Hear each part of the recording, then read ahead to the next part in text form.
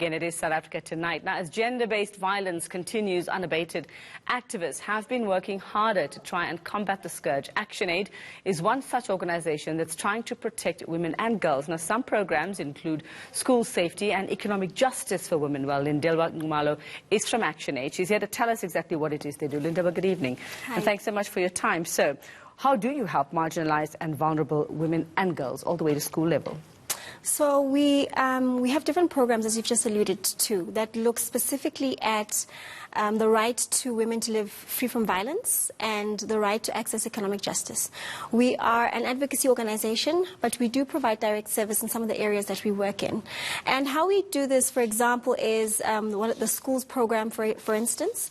The schools program is basically a program that we was developed as part of the organization that actually tries to look at the issue of violence against children or girls specifically in schools in a more holistic manner.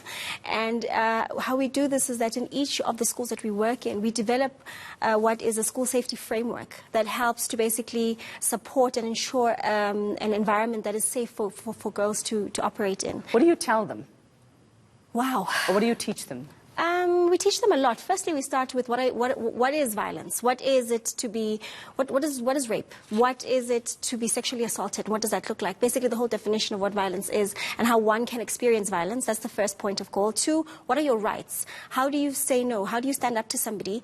And then the third, of course, is how do you report? Where do you report? And who do you report to? Then we support them within the schools to also develop that structure. So we have somebody in the schools who they can report to, but also, of course, link them to a social worker or somebody from social development outside of the school to make sure that we kind of, we have a closed loop of care. So that's one intervention that we have. So where do you do this? How do you identify where you're needed to actually go? So we already work in 6 of the provinces, and we have done for the last 10 years.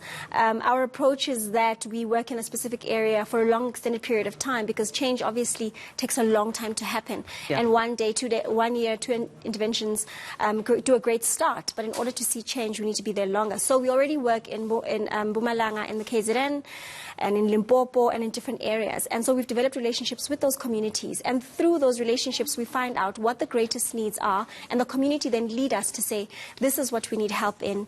This is what we want change in. And we basically support and work with the communities to bring about that change. Now, I see part of your action here is door-to-door conversations. How welcoming are they? Because a lot of the time, and we've said it, throughout our focus when it comes to violence against women and children, that, women are going through this, girls are going through this, but when the time comes to speak up, many don't, and they actually protect their attackers. A lot of them do. Yeah. So how welcoming are they, and how well do they receive?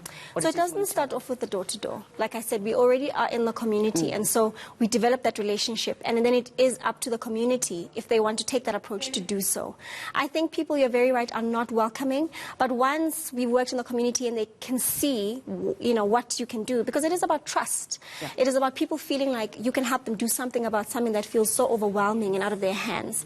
And then oftentimes, once that relationship is built, people themselves are like, we know there's things happening in this house, and we want to be a part of the solution. And that's basically the best way in which we have run our intervention. Okay, well, I came across your story because I was out shopping last week, not my favorite thing to do, and there was, and there was your stand at one of the shopping centres, and they were taking donations, they were taking pledges. So for those who might be wary when they see something like this, just quickly explain how the money is used, actually, what it's used for in all of that. Of course.